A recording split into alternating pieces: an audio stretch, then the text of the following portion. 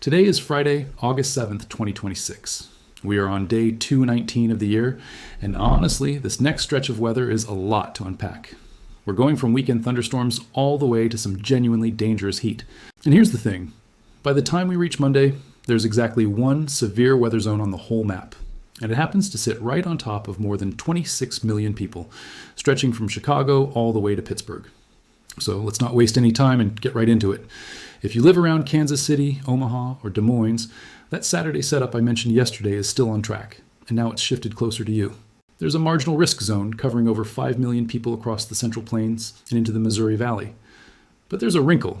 A layer of warm air sitting up high is acting like a lid over this whole setup, and the computer models genuinely can't agree on when or where these storms will actually break through. Realistically, things might not open up until after 1 a.m., once that warm, moisture-heavy air pushes north and ignites the warm front sitting in the mid-Missouri Valley. Southwest Iowa looks like it has the best chance of seeing severe storms during the afternoon.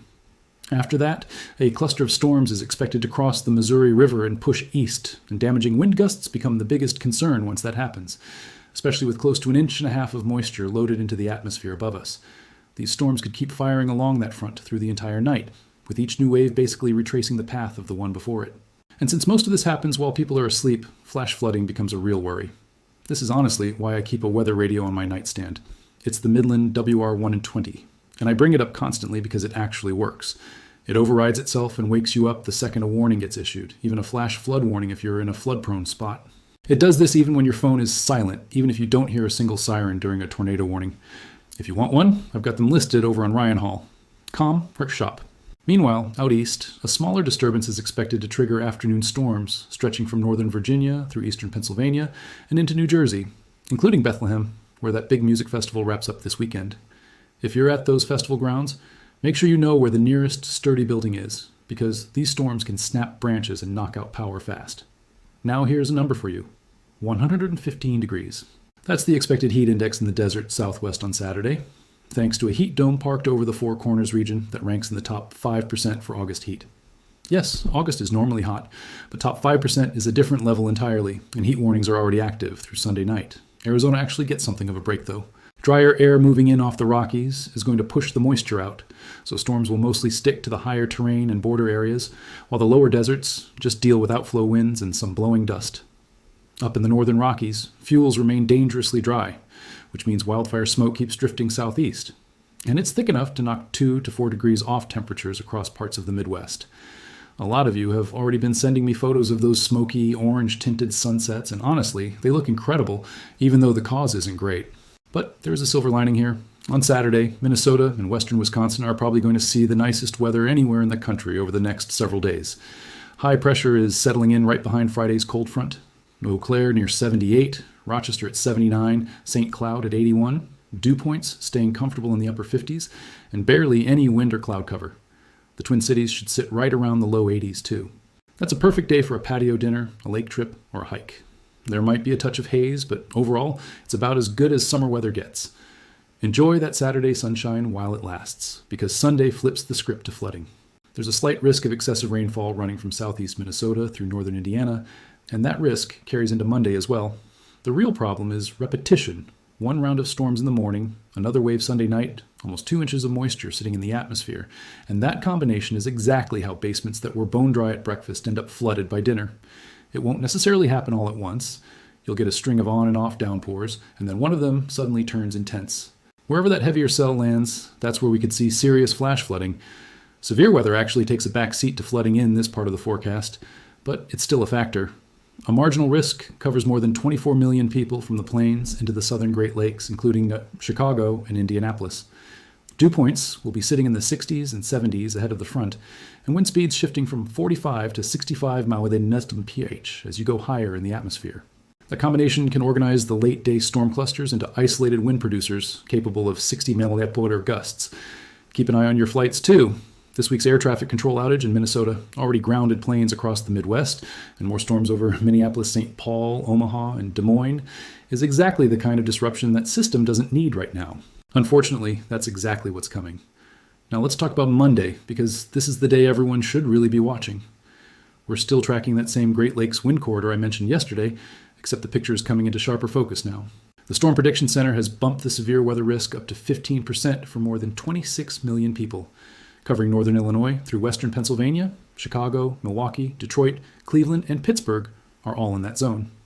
For an outlook this far out, that's a fairly strong signal, and it's the only highlighted severe weather area anywhere in the entire 4 to 8 day forecast window. So all eyes are on this corridor. Worth noting, the Wisconsin State Fair is happening right now in West Allis, just outside Milwaukee. Monday afternoon, keep an eye out for winds potentially exceeding 60 miles that could come uncomfortably close to the fairgrounds. Keep your notifications turned up loud. South winds coming off the plains will push dew points into the mid to upper 70s across this whole corridor. That's about as humid and energy-rich as air gets, and it's what fuels everything that follows. Northern Illinois through western Pennsylvania is the zone to watch most closely, since low-level winds are strongest there and storm convergence is likely to be greatest. Winds higher up in the atmosphere will be running around 60 miles, more than enough shear to spin up supercells. As the day progresses, expect things to merge into line segments and clusters. Damaging wind looks like the headline threat here, since those upper-level winds are aimed almost straight down toward the surface. Any storm cluster that forms is likely to organize into a line, and some of those lines could become widespread wind producers. Timing points to afternoon into evening as the most active window. So if you've got a Monday night ball game, a dinner outside, or you're out on the water on Lake Michigan, make sure you've got a quick way to get indoors because things could get intense fast. For those of you in eastern Nebraska and Iowa asking about your area, coverage there looks thinner, and the sharpest focus for storms is expected to stay north of Indianapolis, Cincinnati, and St. Louis for now. That's where the best storm chances currently sit, though that could shift as we get closer, and I can give you more specifics. There's also more uncertainty tied to Sunday night. Before Monday's system even develops, there could be an overnight complex of storms that leaves behind clouds and outflow boundaries, which would then shape where Monday's storms actually fire. If the sun manages to break through beforehand, the atmospheric ceiling for storm intensity is actually pretty high, and I wouldn't be shocked if this eventually gets upgraded to an enhanced risk. We'll dig deeper into that shortly, but first, let's take a quick break for today's sponsor. You all know how hectic things have been on this channel lately, and honestly, this is supposed to be my downtime. When things get busy, eating properly is usually the first thing that falls off my list, and that's not a good habit. So I'm working on fixing that, and that's exactly why today's sponsor matters to me. Factor has been the easiest way for me to get back into a healthy routine. Chef prepared, ready-to-eat meals delivered straight to your door, and every single meal is approved by a dietitian. They're ready in about 2 minutes, no prep, no cleanup involved. The menu rotates weekly, with options like wild mushroom filet mignon, spicy curry chicken, and Japanese-style barbecue chicken with cabbage. Everything arrives fresh, never frozen. I use Factor myself, and I genuinely recommend it. Join the 92% of customers who say it's made their life less stressful. Head to Factor75.com or tap the link below and use code HALLOF50 for 50% off your first box, plus a free breakfast item for an entire year. Again, that's code HALLOF50 at Factor75.com. Offer is for new subscribers only. Terms vary by plan. 1 free breakfast item per box for a year while your subscription stays active. Links at the top of the description. Big thanks to Factor for sponsoring this video. Now back to the forecast. Back on Monday's storm setup, there's also a long front stretched across the northern tier that's going to slowly drift south, nudged along by outflow left behind from each night's storms.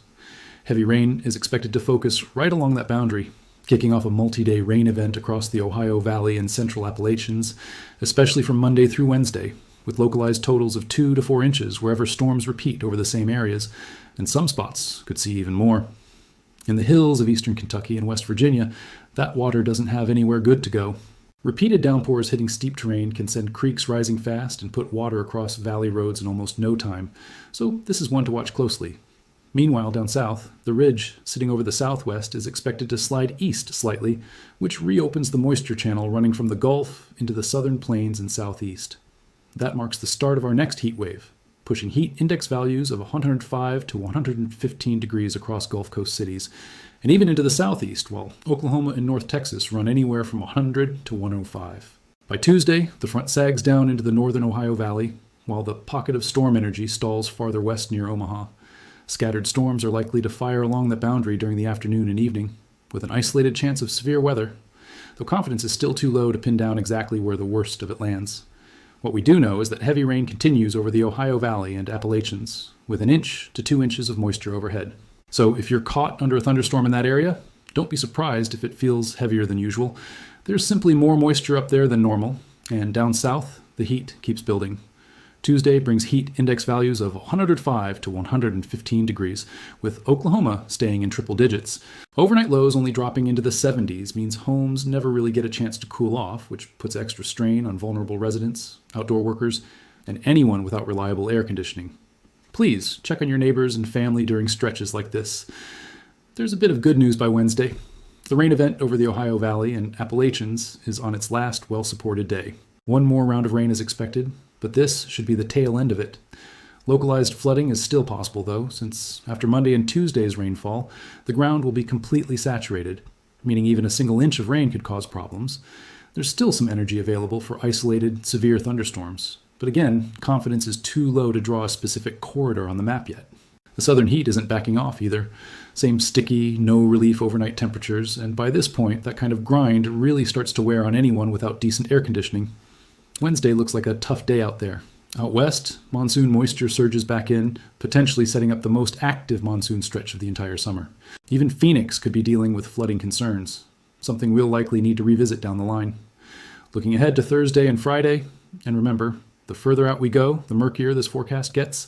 A moist, unstable air mass is expected to cover much of the eastern half of the country, from the plains down through the southeast and into the Ohio and Tennessee valleys.